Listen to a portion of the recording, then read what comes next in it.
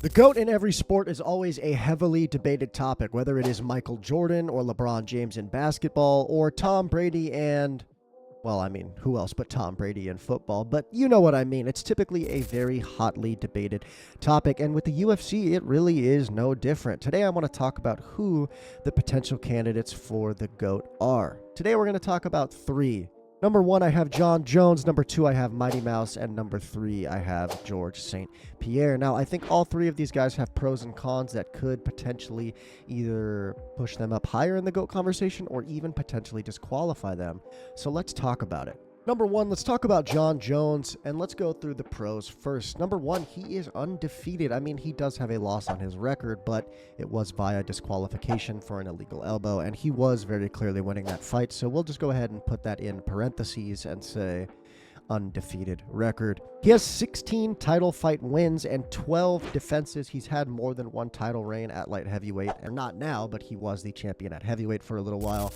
But 16 total title wins is crazy. That's more than most people have wins in the UFC in general. 8 of his defenses were consecutive in his first light heavyweight reign. Also insane. That's a crazy amount of defenses to get in a row. He's a 2-times light heavyweight champ and a 1-times heavyweight champ. Absolutely insane. Basically a 3-time champion, 2-division champion. That's a lot of skill this guy has. Now let's talk about the cons of Jon Jones. Number one, we have to mention it, his PED usage and his 3 failed drug tests. Now, many people think that failing a drug test and being busted for PEDs actually means that you can't be the GOAT and that you should be disqualified from GOAT conversation. I will let you guys decide if you agree with that or not. He's been arrested for a whole different array of things. He crashed into a pregnant woman's car and then fled the scene. He did get a DUI for that. He's beaten his wife before, which obviously not good. Now, stepping away from his outside of the cage drama, a lot of people think that he arguably lost his title fight against Dominic Reyes, in which many people thought Dominic won the first 3 rounds and Jon Jones only won the last 2, and I actually agree. I think Dominic Reyes won that fight. However, the judges did give it to Jon Jones, but many people view that as a loss for Jon Jones. Many fans also believe that he lost to Alexander Gustafsson in their first fight. Personally, I do think Jon Jones did win this fight, but there are a lot of fans who think Gustafsson won, so a lot of people arguably think he lost 2 fights. Now, one thing that's been criticized about Jon Jones a lot is his strength of schedule. He fought a lot of guys coming from middleweight up to light heavyweight, such as Sonnen, Smith, and Santos, who all started in middleweight and came up to fight him, and obviously they all lost. He also fought many guys past their prime, like Shogun and Rampage Jackson. Both of those guys were definitely past their prime at the time of their fights. And light heavyweight, really for a while, has not been the most competitive division and not one of the more stacked divisions, so many people think that he just didn't fight that many good fighters. Next, let's talk about Demetrious Mighty Mouse Johnson. Mighty Mouse has 12 title wins and 11 consecutive defenses. Absolutely insane. He's considered by many people to be one of the most well-rounded fighters ever, having a large plethora of moves and a very high skill level basically in every part of MMA, whether it's jiu-jitsu, wrestling, striking. He kind of has it all.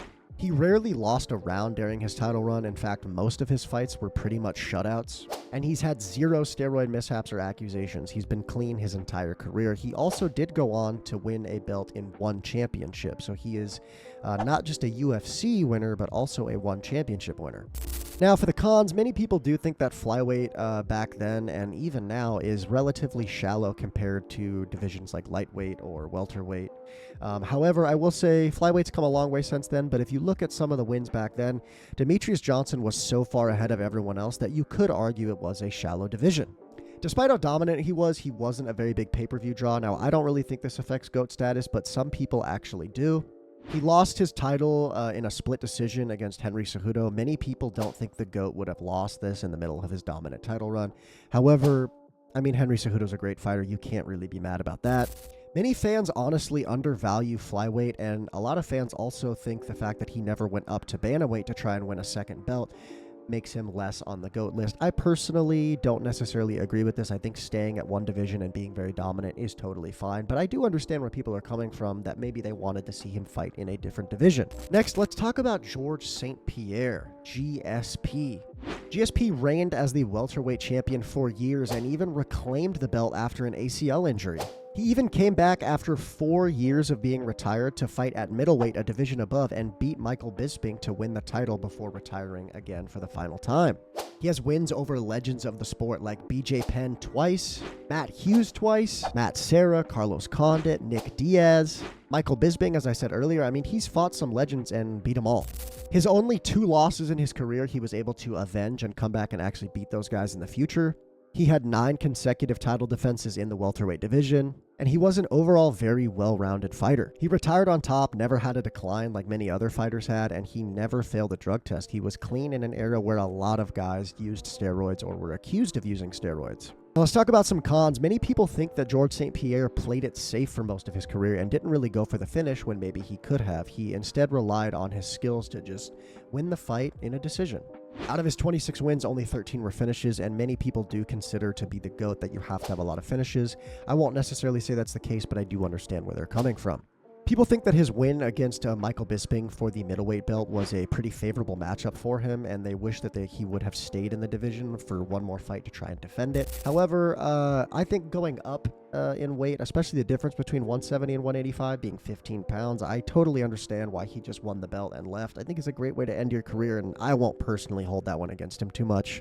And while he did beat legends, some will argue that many were past their prime or just smaller guys.